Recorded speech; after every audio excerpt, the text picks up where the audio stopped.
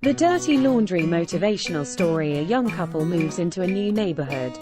The next morning while they are eating breakfast, the young woman sees her neighbors hanging the laundry outside.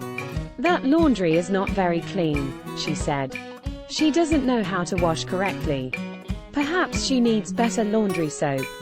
Her husband looked on, but remained silent. Every time her neighbor would hang her washing to dry, the young woman would make the same comments. About 1 month later, the woman was surprised to see a nice clean laundry on the line and said to her husband, "Look, she has learned how to wash correctly. I wonder who taught her this." The husband said, "I got up early this morning and cleaned our windows."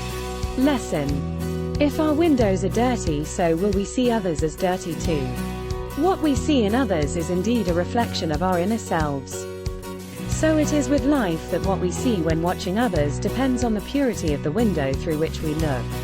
It is easy for us to discuss other people, their lives and things that really doesn't even concern us, and we tend to forget our windows may not be that clean after all.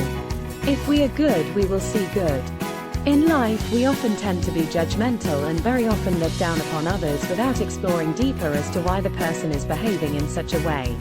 The beloved Messenger of Allah, peace be upon him, is reported to have said, "A Muslim is a mirror to another Muslim." Abu Dawood. Credit of this story goes to Abu Muhammad Yusuf. Thanks for watching. Hope you like the story. Like, share and subscribe for more.